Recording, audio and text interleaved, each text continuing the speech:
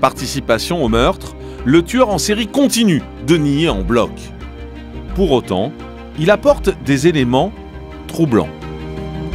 Il a fourni aux enquêteurs un croquis extrêmement détaillé du talus, avec des sorties et des accès que seul quelqu'un qui connaissait les lieux et qui avait gravi ce talus pouvait connaître.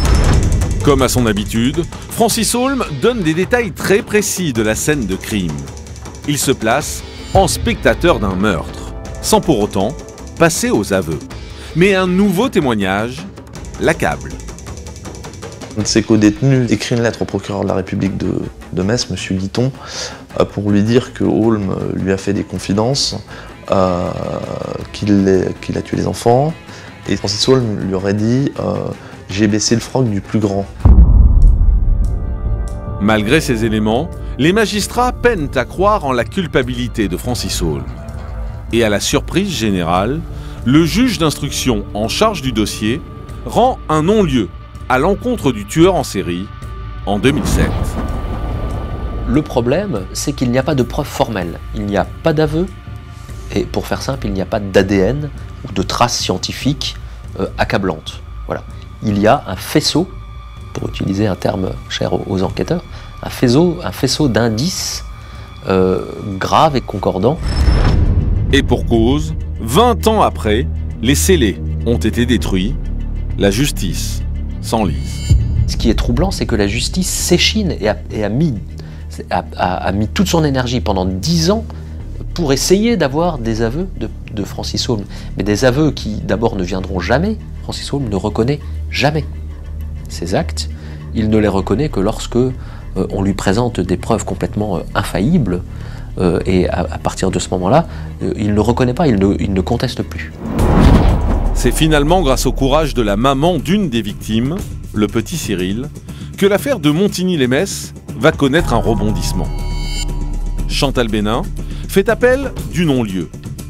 Et en 2013, la justice ordonne enfin le renvoi aux assises de Francis Holm. Là où on peut quand même comprendre la colère des victimes, c'est qu'il a fallu attendre 12 ans pour que Francis Holm soit renvoyé devant les assises. Et en 12 ans, finalement, la justice n'a pas apporté la preuve quasi infaillible qu'elle souhaitait, ou les aveux, ou une trace biologique, ou un ADN, et que quelque part, d'une certaine manière, les éléments qui avaient été apportés en 2001 et en 2002 par les gendarmes étaient déjà connus et suffisants. Après une dizaine d'années éreintantes pour les familles, Francis Holm est enfin appelé à comparaître en mars 2014 devant les assises de Metz. Un énième procès pour le tueur en série qui va réserver à la justice de nouvelles sueurs froides.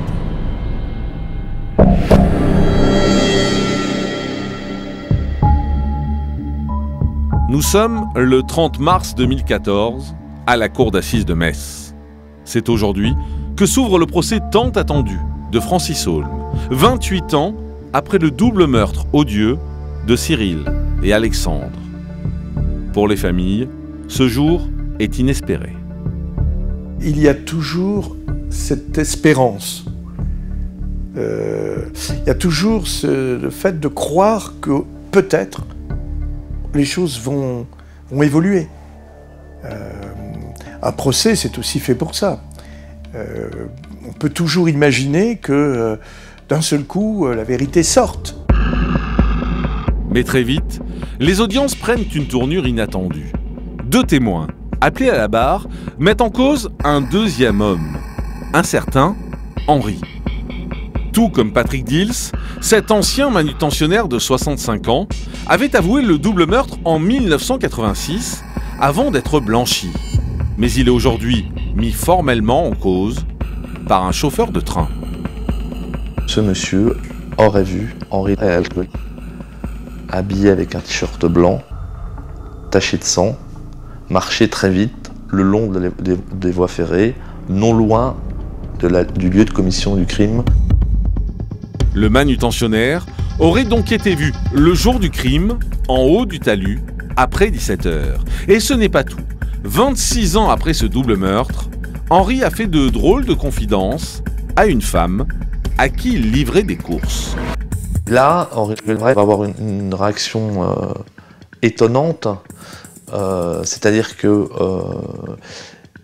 il va commencer à s'énerver et à revivre, semble-t-il, la scène qu'il a vécue ce jour-là, à savoir, il m'emmerde les gamins, je leur ai mis une bonne correction, mais c'est pas moi qui les ai tués. Et même si ces témoignages arrivent tardivement, ils semblent crédibles. D'autant plus que Francis Holm avait déjà cité le nom d'Henri alors qu'il était interrogé par Jean-François Abgral en 1989. À un moment, alors qu'il évoque l'affaire Aline Pérez, il parle d'un Henri. Il y avait Henri avec moi. J'ai cherché partout cet Henri. Il n'y en a pas. En tout cas, pas dans l'affaire Aline Pérez.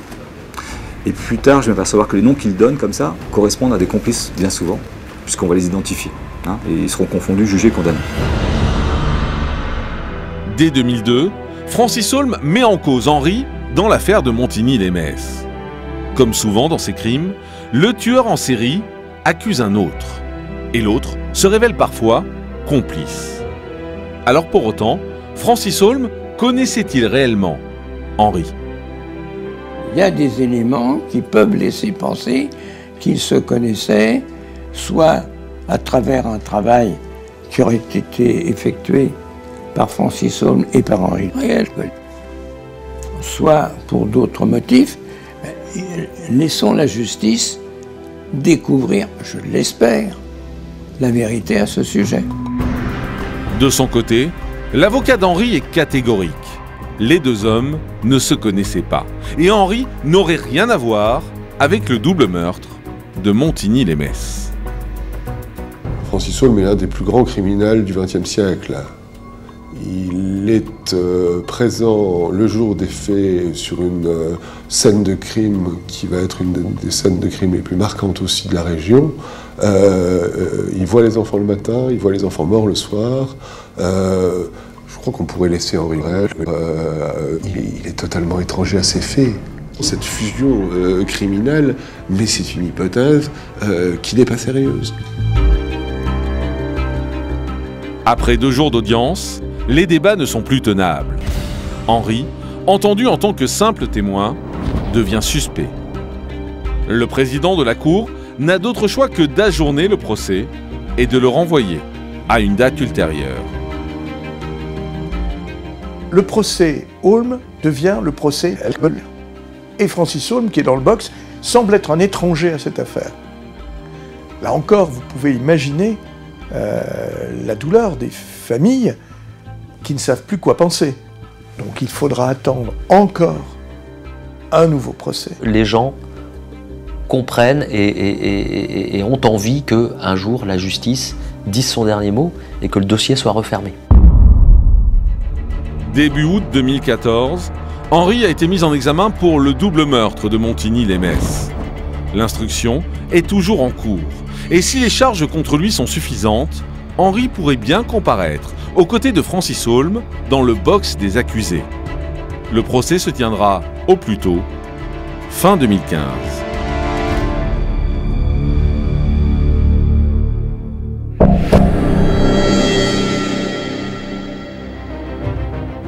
À la tête d'une odyssée criminelle sans précédent, Francis Holm est sans conteste l'un des plus grands tueurs en série du XXe siècle.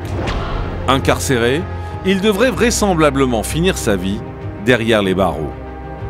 Pourtant, encore aujourd'hui, de nombreuses zones d'ombre subsistent, à commencer par le nombre exact de ses victimes. Certains gendarmes me disaient qu'ils estimaient le nombre de victimes à 45-50. On est loin du compte et il y a des familles qui attendent une réponse. Et je dirais qu'on dépense des moyens inutiles sur des enquêtes à rechercher des criminels qui seraient libres, alors que peut-être c'est la signature de Francis Holm et que c'est lui. Derrière ce vagabond, agissant sans mobile apparent, se cache en fait un véritable prédateur. Seul, Jean-François Abgral a su percevoir à force d'obstination la dangerosité du personnage. Une enquête aux confins de l'horreur qui laisse aux gendarmes un goût amer, un goût d'inachevé. On pourrait croire que quand on révèle une série, finalement, on est une sorte de héros.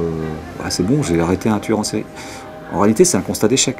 Pour l'image de marque de la gendarmerie, on dit c'est bien, et en même temps, on se dit voilà, faut arrêter ça tout de suite parce que on est en train de montrer qu'on n'est pas bon puisqu'on laisse des personnes tuer au moins une dizaine de personnes. Donc voilà, c'est très ambigu comme histoire.